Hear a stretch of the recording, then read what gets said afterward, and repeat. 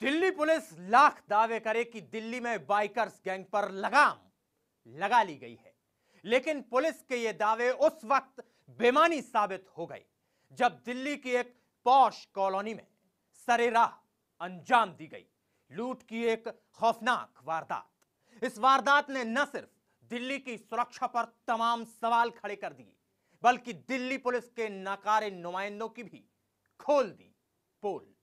आप भी देखिए लाखों की लूट की ये सनसनीखेज वारदात। फिर वही अंधेरी रात, फिर बेकाबू हुई रफ्तार, फिर मचा सड़कों पर कोहराम, और एक बार फिर बाइक सवार बदमाशों ने दहलाया एनसीआर। दिल्ली और एनसीआर में ऐसा लगता है मानो बदमाशों में पुलिस का खौफ रहा ही नहीं है। आए दिन बाइकर्स गैंग वारदातों को अंजाम देता है और पुलिस सिर्फ तमाशबीन बनकर रह जाती है। बीती रात दिल्ली के सबसे पॉश इलाकों में से एक सिविल लाइंस में कुछ कर्मचारियों से बाइकर्स गैंग ने जमकर लूटपाट की।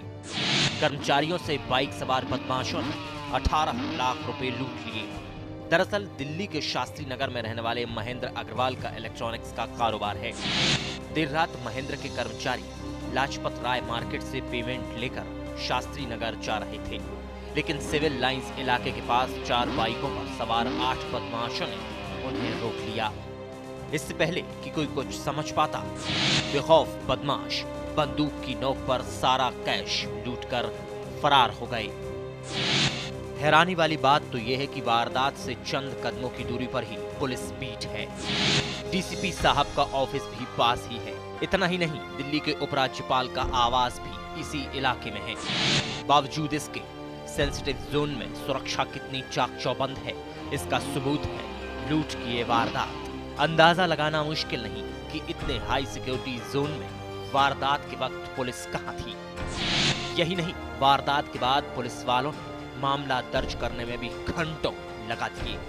यूटीआई बैंक का एटीएम है, वहाँ पे 8 लोगों ने, जैसे इन्होंने बताया, वहाँ पे क्या नाम है लूट लिया। और लूटने के बाद क्या नाम है इनका, हमारे पास फ़ोन आया, हमने पुलिस को इन्फॉर्म किया और उसके बाद हम यहाँ आए।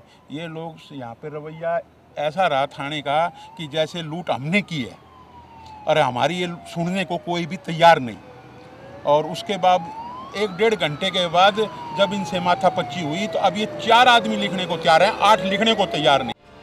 इसी रात बाइकर्स गैंग का कहर नोएडा में इस गाड़ी पर भी टूटा। देर रात विकास नाम का ये लड़का अपनी मौसेरी बहन के साथ नोएडा के सेक्टर 62 से सेक्टर 39 की तरफ जा रहा था। नोएडा के सेक्टर 32 के पास एक बाइक पर सवार 2 बदमाशों ने इनकी गाड़ी पर गोली चला दी। गनीमत ये रही कि गोली किसी को लगी नहीं। जो गोली गाड़ी के डैशबोर्ड पर लगी वो विकास या उसकी बहन के जिस्म में भी धंस सकती थी। डरे सहमे विकास ने तुरंत इस घटना की जानकारी नोएडा पुलिस को दी, लेकिन नोएडा पुलिस ने इस हमले को आपसी रंजिश का नाम देकर अपना पल्ला झाड़ दिया। ये अपनी फैक्ट्री से आ रही थी और सेक्टर 36 के पास 2 बाइक सवारों ने इनके ऊपर फायर किया। इनकी गाड़ी के ऊपर गोली गाड़ी में लगी है। अभी तक की जांच पड़ताल में जो मामला सामने आया है कि वो आपसी विवाद का है। बाकी चीजें छानबीन में और सामने आ। एक ही रात में पेश आई इन दोनों वारदातों ने एक बात तो साफ कर दी कि पूरे एनसीआर में बाइकर्स गैंग का खौफ सिर चढ़कर बोल रहा है। वहीं इस तरह के गिरोह के सफाई का दावा करने वाली दिल्ली और नोएडा पुलिस की हकीकत भी अब सामने आ चुकी है। कॉमनवेल्थ गेम्स सिर पर हैं, ऐसे में विदेशी मेहमानों की सुरक्षा किसी बड़ी चुनौती से कम नहीं। दिल्ली से शंकर आनंद के साथ नोएडा से Deepak Singh, A to Z news.